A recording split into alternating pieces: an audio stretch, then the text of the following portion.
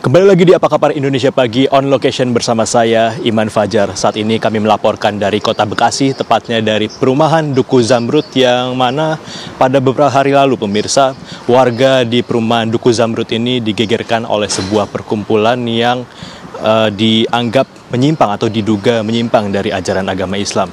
Adapun perkumpulan tersebut berada di rumah yang ada di belakang saya ini pemirsa, di rumah yang berpagar hijau ini yang disebut milik dari Ibu Putri Yeni, dan warga juga telah memasang spanduk di depan bangunan ini untuk menolak dari kegiatan yang ada di rumah tersebut. Pemirsa, ini kalau bisa dilihat bagaimana ada tanda tangan dari sejumlah warga ini yang tidak menyetujui kegiatan yang terjadi di kediaman dari Ibu Putri Yeni ini karena tidak memiliki persetujuan atau juga perizinan lingkungan. Kalau kita lihat di sini ini adalah RW 12 Blok I Duku Zamrud ya pemirsa, karena memang diduga ini melakukan ajaran yang menyimpang. Dan di sekitar sini pemirsa juga sudah ada beberapa warga yang sedang berkumpul. Kita akan coba berbincang-bincang dengan warga di sini. Nah, di sini ada beberapa bapak-bapak. Kita akan coba berbincang pemirsa mengenai apa yang sebenarnya meresahkan yang sehingga membuat warga ini melakukan penggerudukan terhadap kegiatan yang ada di kediaman dari Ibu Putri Yeni. Di sini, Assalamualaikum, selamat siang, selamat pagi Bapak. Selamat pagi. Dengan Bapak Suranto. Pak Suranto, dan ini dengan warga-warga sekitar juga ya Pak ya? Pak Santo, terus Pak Bilal, Pak... Oke, ini dan Pak Suranto, Pak Susanto, dan beberapa bapak-bapak ini adalah warga di RW 12 ya Pak ya? Mungkin boleh dijelaskan Pak, apa sih yang sebenarnya membuat warga ini resah dengan kegiatan yang ada di kediaman Ibu Putri Yeni ini? Riwayatnya cukup panjang sebenarnya. Ini karena sudah bertahun-tahun, bukan hanya minggu lalu. Pertama, yang resahnya itu adalah gangguan karena dulunya itu memelihara ternak. Ada ayam, kalau ayam itu bau. Kalau ada anjing juga, yang anjingnya ini kalau malam menggonggong. Mungkin karena nggak ada yang nungguin, akhirnya menggonggong sepanjang malam, tetangga merasa terganggu. Kami sempat adukan, tapi karena ada suatu dan hal, kita adukan ke DKM, kita adukan ke KRW. Saat itu mentok gitu, nggak ditindaklanjuti. Tapi setelah itu kemudian berganti pengurus RT di RT 12. Akhirnya ada suami-suami yang keluarganya ikut di sini merasa tidak nyaman. Itu mengadukan ke pengurus RT yang baru, minta dihentikan di sini. Nah, dari di-trigger oleh itu, kemudian waktu itu kami ada semacam angket 3 RT, RT 16, RT 12, RT 13 yang isinya minta ya pengumpulan tanda tangan minta kegiatan di sini ditutup. Walaupun waktu itu akhirnya keluar suratnya itu penutupan sementara karena kami anggap itu nggak ada izin, minta diurus izinnya dulu. Kalau izinnya keluar silahkan gitu. Tapi dari kasus itu di internal RT 12 ada rapat, nanti Pak Santo bisa menambahkan karena saya bukan warga RT 12 walaupun lokasi saya terdekat di sini. Rapat internal ada yang memberikan penjelasan di dalam itu kegiatannya begini, perilakunya seperti ini. Orang-orang ini ada beberapa yang ngomong itu kemudian ya istilahnya boleh dibilang dikriminalkan. Ada berapa orang Pak Santo? Ada satu orang yang dilaporkan. Yang dilaporkan satu orang itu beliaunya sampai stres kemudian meninggal. Ada 4, ada yang lain, ada Pak Pohan RT-nya, kemudian Pak Toto, Pak Dedi itu juga ikut dipanggil polisi yang katanya statusnya mau dinaikkan. Itu disitulah sebenarnya yang memicu, yang sebelumnya itu hanya keberatan warga sekitar sini, kemudian memicu pengurus RW, pengurus DKM, kemudian majelis taklim yang ada di sini marah karena yang tadi kan sampai beliau itu stres meninggal. Kemudian masih ada yang tadi masih ada dalam proses begitu.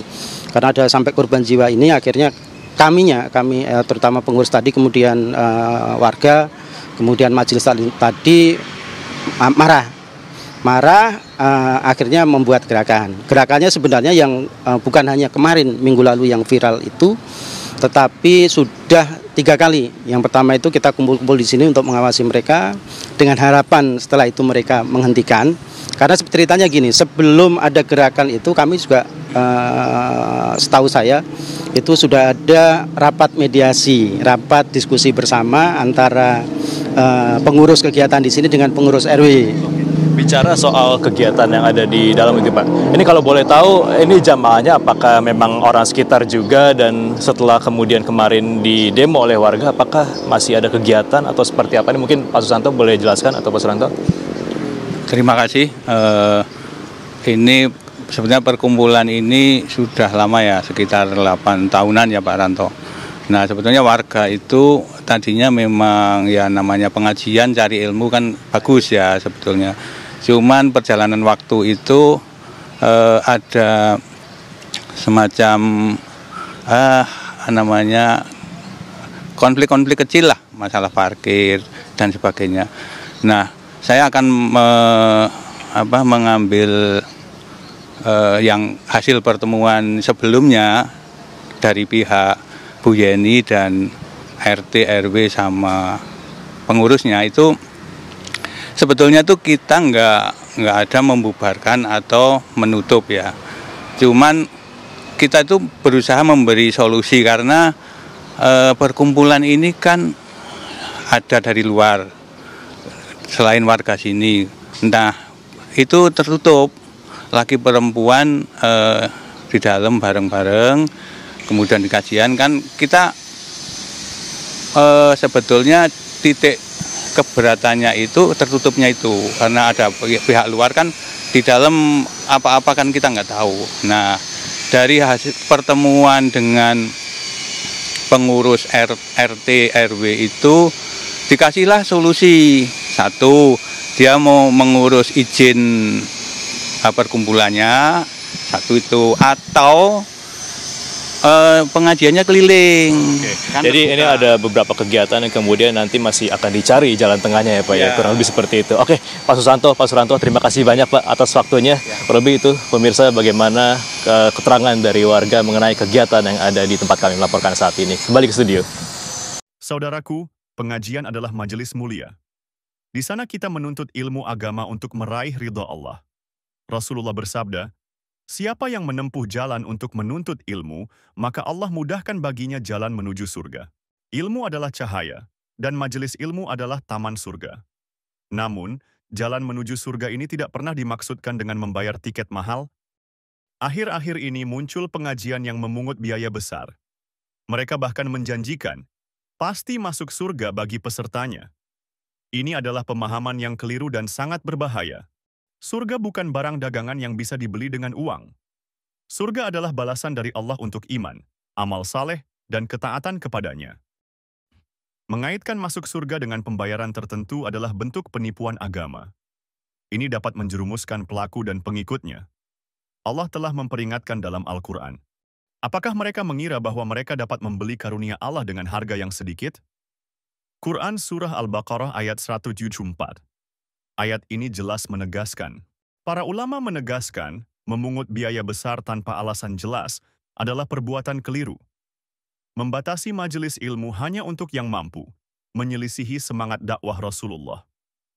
Ilmu agama seharusnya terbuka untuk semua. Mari jauhi majelis yang menjual janji-janji surga demi keuntungan dunia. Pegang teguh sunnah, carilah ilmu dari guru yang ikhlas. Niatkan semua semata-mata karena Allah.